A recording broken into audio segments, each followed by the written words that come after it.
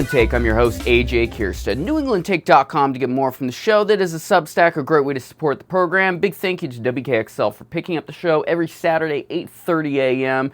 on Concord, Manchester, and Broadcast Radio. Big thank you to thegranitegrok.com for picking up the program, as well as Concord TV. Have any opinions you want to shoot your way, any guest ideas, AJ at NewEnglandTake.com, or hit me up on all the socials. This episode is brought to you by Porcupine Coffee Roasting. PorcupineCoffeeRoasting.com is a private membership organization roasting different specialty coffee every month. I drink it every single morning and I love it. Amber does a great job looking to expand, so support her operation at PorcupineCoffeeRoasting.com. Use code NETAKE for 15% off your order. Link in the description.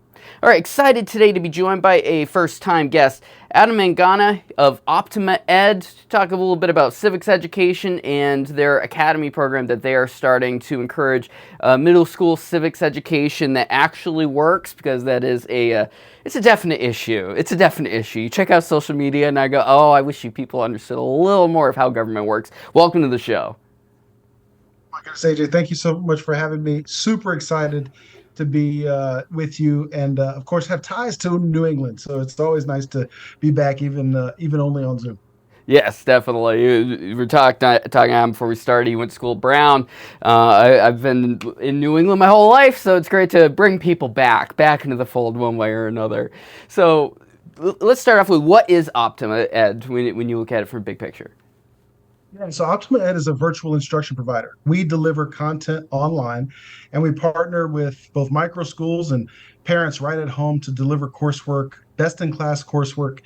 And what differentiates us from the other online providers is, instead of the Zoom checkerboard of faces approach to direct instruction, we actually deliver it in the metaverse, in a social VR platform.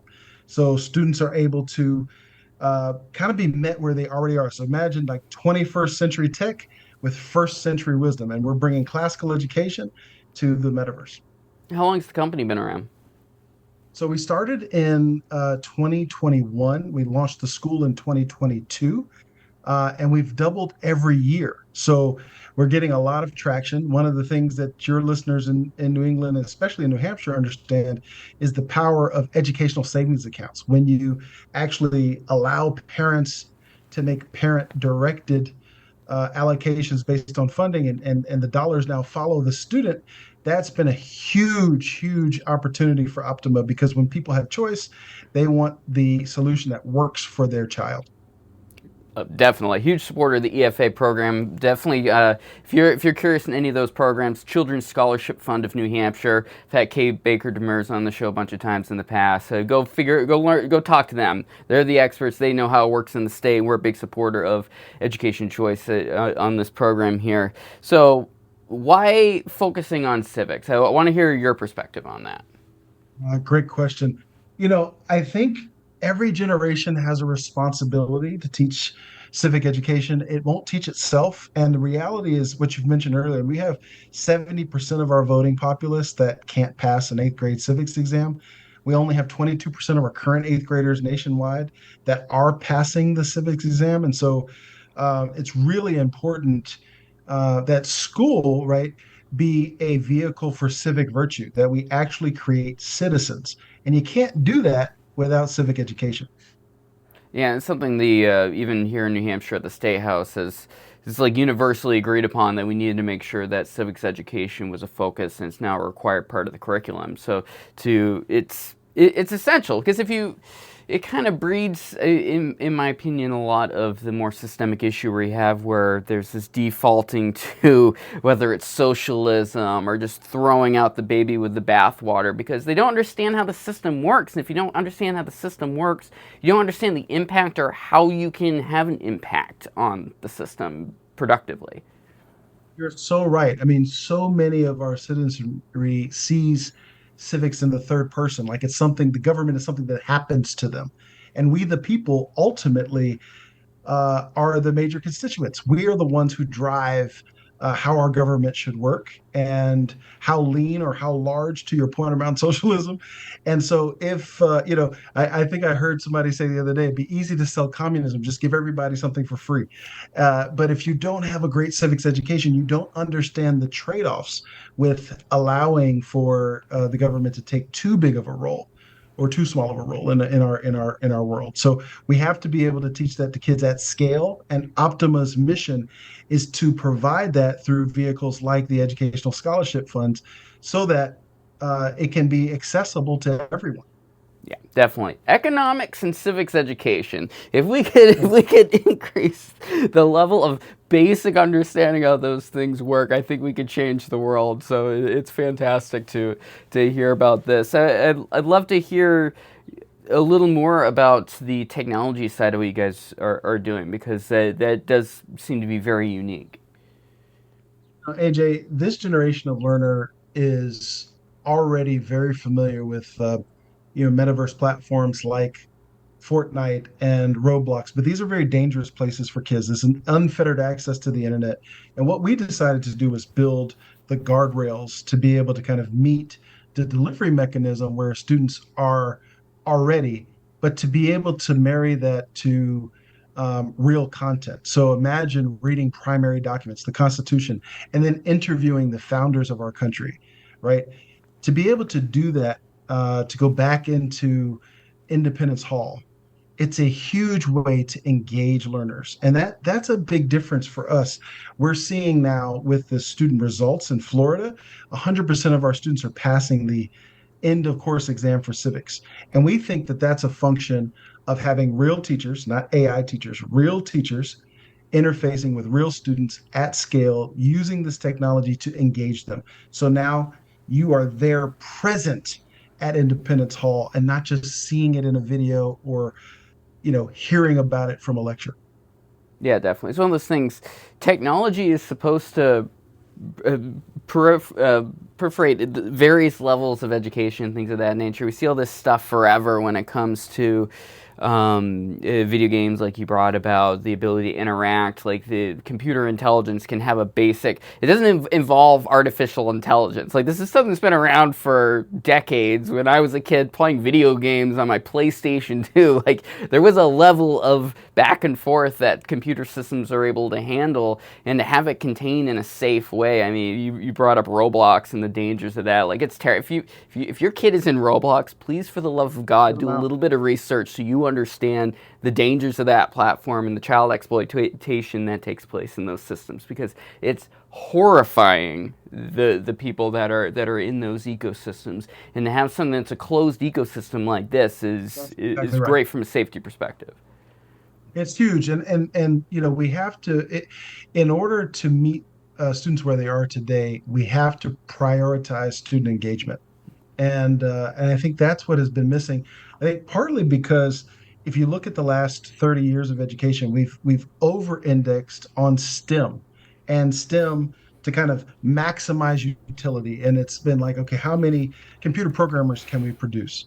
And the reality is we want citizens that are going to contribute. And I think, to your point about AI, I think a world where AI is ubiquitous, you're going to see the humanities come back and to be really important. It's not going to be a question of like, can we build it? It's going to be a question of should we build it? And so much that's going to drive curriculum will be around ethics, civic virtue. How do we create citizens? And you got to have a human in the loop for that. You're not going to outsource that to a bot. Yeah, definitely. And understanding, going back to the civic side of it specifically, understand from a regulatory perspective what that means. Like, what are the implications of having the government have a 50% stakehold what's of the Claude's For companies, ecosystem? right? It's Anthropic, for example, Anthropic, right? yes. Anthropic, yeah. Like, what does it No, mean? Like that's a huge deal, because that goes back to me. I'm just having, like, I graduated in 2010 from college, and I'm having flashbacks to the banks and the airlines and everything, and I'm like, I have serious questions about whether this is a good idea and the implications of that. But I only know that because I'm heavily involved with news and politics and things like that and government. And I'm like, if people had a better understanding of history and the impact of the government getting involved or not getting involved is huge. One of the profound gifts that our founders gave us is a very clear understanding of freedom. And so when we think about freedom and you think about the idea that a government would try to own private property, it becomes very complex very quickly. And we move into a slippery slope. And so I think to your point, when students are unaware of this slippery slope, we are much more vulnerable to some of the propaganda that's currently out there that, that is leading to, I think, a society where we're much more dependent on the government for permissions. And ultimately, I think our country was founded in rejection to an overreaching government. And so, when you can teach the true history of the United States and why it was such a beautiful experiment and what value has been derived from this experiment, I think you will have generations that are much more likely to want to protect it. The inverse is also true. When you teach a generation of young people to hate the country, then you have a much more willing electorate to explore other political systems that have never proven to work. 100%. I mean, a parallel, for example, is the fertility rate in any country. Like you see this universally across the West and a bunch of countries in the East, especially with the one-child policy and things like that.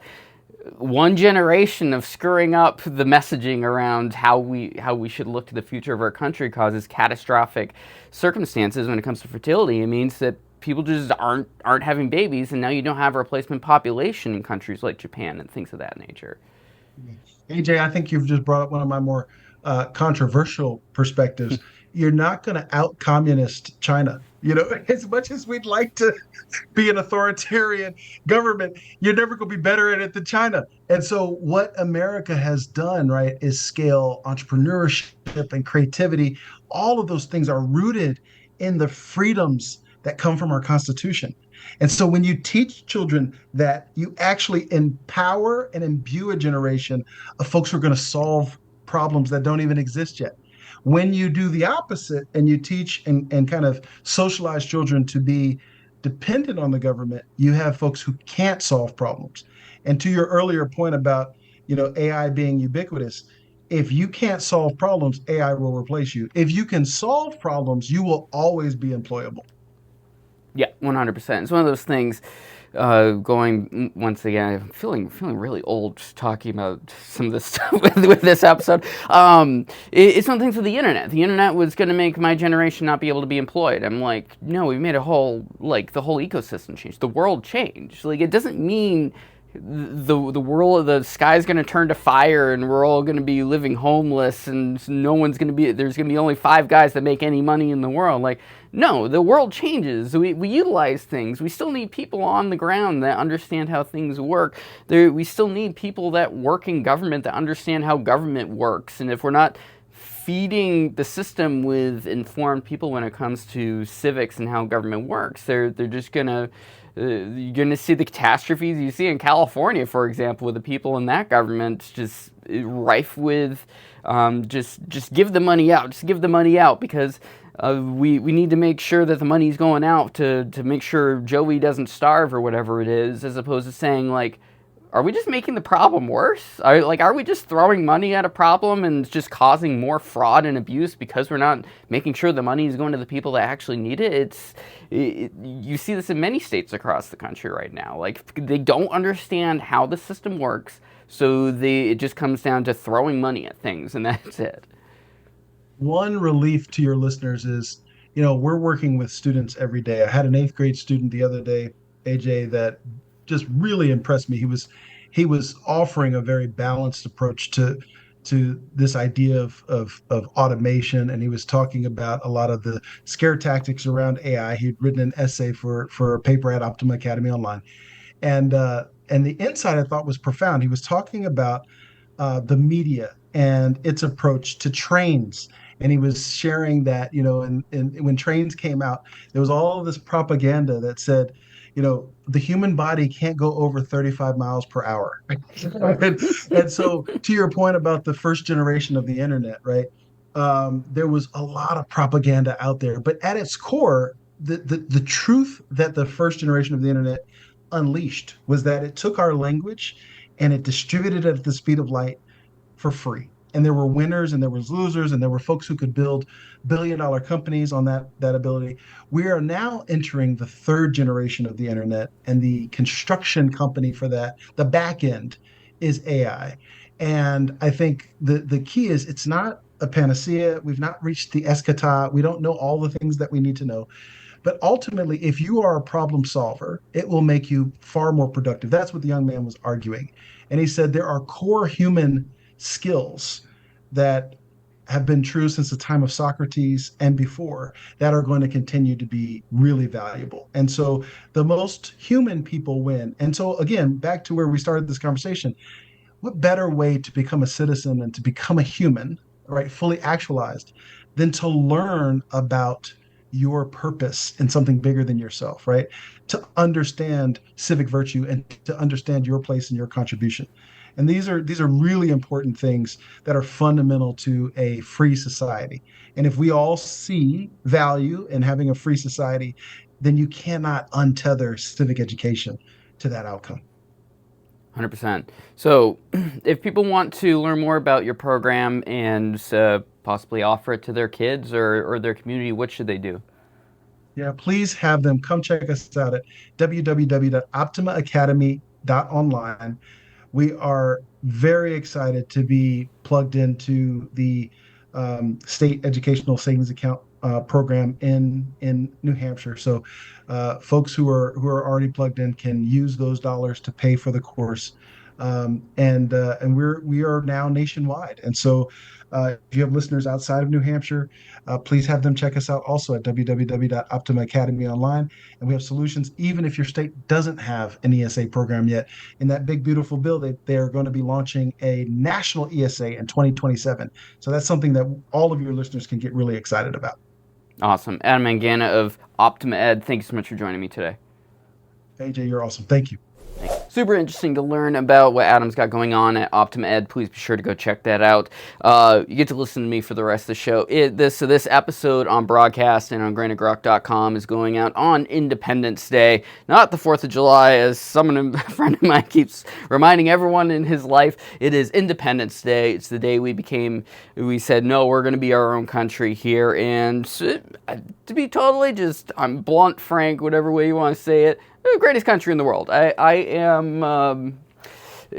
make no bones about it. There's a lot of people that go, well, there's this or that other thing. We're the greatest country in the world when it's a matter of how people come together to do something. Is it chaotic? It is extraordinarily chaotic. There are a lot of issues. There's a lot of injustice and evil in the world, no matter where you go. But when you look at what's happening around the world right now, it's like, yeah, we've got Orange Man Bad syndrome going on with with Trump in office. It's far from ideal. There's a lot of issues with how he's running our country, but I'd say there are a lot of very screwed up bad things going on with our previous administrations dating back to the start of our country. So we just hope that year over year we try and do better. And talk about having our little reinforcement of how awesome our country is this past week, or the past couple weeks of the World Cup. People from Europe coming here and going, it's not as bad as I was told. Like, I was told these atrocious things happen when I'm going to get attacked if I'm in the South or wherever, but just because I'm not from this neighborhood. It's like, yeah, there are those little niche little areas in certain parts of the country for sure. But for the most part, people have been, it's like, oh, where are you from? Oh, you got a French accent. You from France? What's that mean? Where'd you come from? What are you here for? Because we're curious people. We're nosy. Nothing wrong with that.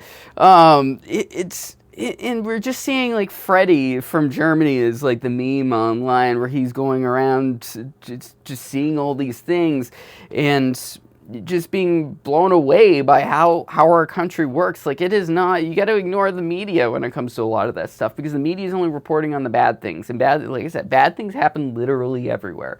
There are things in this country that we definitely could do better. We do have an issue with housing, we have issues with education, the national debt, things of that nature. But when it comes down to you as a person, have a chance to do better for yourself if you work your butt off. Are you guaranteed to have that happen? No.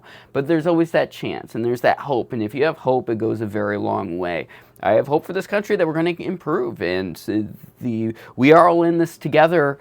message is really, really important. And I think a lot of people need to realize that that so much of the population has that opinion, and they want to hear that opinion. They don't want to hear the catastrophe. They don't want to hear the lies from the political actors. They want to know, like, okay, we can do this, which is going to take us a step in the right direction. We don't need to throw the baby out with the bathwater.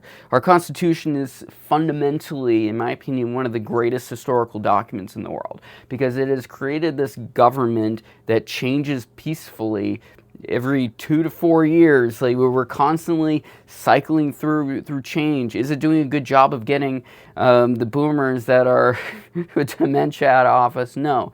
But there's hope that it can change. We do have the amendment process. We have the ability to create laws. We change over time so the other side of the aisle gets sway. You look at what's going on with the Supreme Court. So many people were being like, this is the end. We're forever going to be thrown into monarchy or something of that nature, when that's not been the case. Words matter, and the words we have in our Constitution have really shown themselves on the world stage in recent weeks, how we're different from other countries. There's a lot of headlines around Hassan Piker and Cenk Uygur of the Young Turks, and Hassan is a streamer. He does his own crazy thing, being denied entry into the United Kingdom. They were not allowed to go speak in England, because guess what? England doesn't have a First Amendment. They do not have freedom of speech there. And you saw that several years ago with a Nazi pug guy, Count Dankula, where he was literally arrested for having his dog do a Nazi salute. Is that a great idea? Probably not. But on the other side, should the government get involved with that? No, you should not be arrested for doing anything offensive or atrocious, as long as you're not harming somebody else and your fifis getting hurt does not count, okay? It does not count in that situation. So having someone do hateful things on the internet is protected in this country. Also, the things you view as good for your country are protected too, and I will gladly accept the most far-reaching, crazy example from the right or the left, and celebrate the fact they're able to do that online. They're able to do that in person. Anytime I see a protester that is not given the chance to show their sign or whatever it is because they don't like it, I don't care what side of the aisle you're on, I hate it. I hate everything about it. Steve Scare and Beth Scare from have been doing their thing, their no trans kids signs, and have been going to the pride things, and then amount of just evil hatred that so many of these individuals have done to Steve and Beth is terrifying. Like, I couldn't imagine treating somebody like that.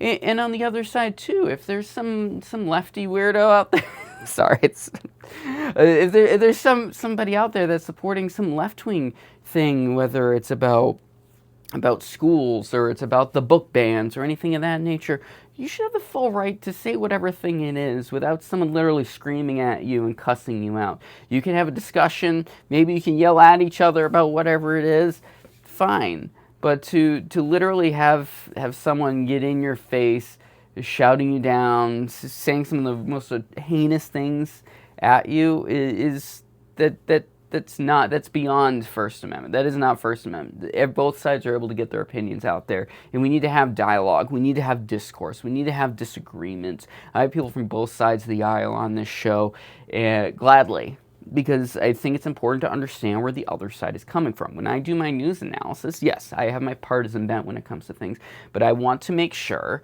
that we're understanding where the other side comes from. If you are a blatant leftist, a communist, a socialist, anyone that very far reaches the other side, it's important that we understand where they come from. In my opinion, also, that means that influences how the other side responds to that, and hopefully tries to bring things a little away from the crazies as much as possible. And on the right, the blatant racism and that you see with many individuals, there's a lot of bad actors in that space too. And the more we just try and do we are all in this together and get along is really important. And also, it's important to say this is a country of people. This is something that's been mulling in my mind recently, and we we're not an idea. A lot of people say that America is an idea, which means we should have open borders, let everyone come here, because America is an idea, and everyone that wants to be here should be here. No, anyone that wants to be here should go through the legal means, because we are also a people. America is, from a philosophical perspective, is we are going to grow and change over time peacefully. We're going to talk through things. We will have political debate and discourse, and we'll have an education system, hopefully, that make sure that happens productively one way or another. But we are also people. My family's been here for generations. If you're watching this in the United States, your family's probably been here for generations. And you're probably a mutt of all sorts of different ethnicities and such, especially if you're from New England, because it's people who came from various places in Europe, and the English, the French, the Germans, the Northern Europeans, some Native American mix in there. It's the culmination of these generations of people that have lived in this country. And this is our country. We should take that responsibility seriously and respect that. And it doesn't have anything to do with race. It does have a little bit to do with religion, honestly, in my opinion, because it's Christian ideals, and yeah, they were deists, but there were a lot of the backbone of the founding fathers were centered around Christianity and Christian values and things of that nature. And we need to make sure when people are coming here that they kind of go with the flow and they integrate. They don't just have their own little ecosystems. You see this going back to England specifically with the rape gang situation out there. That's because there's no integration. There are clusters of individuals that don't come together and work to become part of their community, and they don't understand that the people of that country should be respected. And it doesn't mean the people of that country should be evil to them or anything of that nature, but it's important to understand that we need to come together and understand we are one community of people when we're here. And if we allow more people to come in, they should be respectful of that. I'm not sorry, but immigration policy is very important to be very straightforward in understanding that. Did Trump handle it correctly in his first year in office back in 2016? No, not really. He's the hammer. He's not precise. He's a hammer, and he hits everything, and it causes a lot of issues. But we need to understand that we need to have people that are going to come here, get a job, integrate. You're not coming here because we have good social services or anything like that. Our social services in this country should be a safety net. And that's a huge thing. And once again, in Europe, you see this huge issue with that, where their benefits are just for everyone who's in the borders, as opposed to being a social safety net for their citizenry. And that's very important. And a lot of people are going to call that heartless. They're going to say that means you don't care about the well-being of others. Like, no, I want other countries to do better. And if we just take the best and brightest from around the world, well, what happened to that country? When we talk about what we've done to South America over the last 150 years, 200 years, it's a genuine issue, because we've done a number to their governments. What we've done to the Middle East since 2001, we need to rise everyone's boats. We are the superpower. It doesn't mean we're the world's police, but we need to make sure that we're not just destroying everything in our path through taking people in, from refusing. Like, we need to have a level of our own economy and back up here in our own country, but we should trade with other nations that are productive for us. We want to encourage China to do the right thing. I don't know how far we can trust them to do the right thing, but we should do our best to make sure that happens. We want to encourage Europe to get better policies when it comes to freedom of speech. So once again, J.D. Vance brought that up early on in this presidential term, and it's true. It's very true. We need to make sure that we encourage them to do the right thing, have good immigration policy, and allow the West to flourish so that we can help the rest of the world. More than just dumping money, but encourage tech transfer, encourage trade, encourage, like, hey, we're more willing to work with this other guy. Doesn't mean we're going to go out there and literally coup the current government. We encourage this other guy because he's going to work with us and we're going to trade with you. America's greatest. I 100% make no bones about it. And happy Independence Day, everyone's watched this Independence Day. That's it from the New England Take for this week. Thank you so much for checking it out. Big thank you to Adam from Optima Ed for joining the show. Link down there below. Thanks to PorcupinCoffeeRoasting.com. Thank you to WKXL, the Granite Grok, Concord TV. You can check out our show on all major social media platforms. Please like and subscribe. I've been AJ Kierstead. We'll talk to you soon.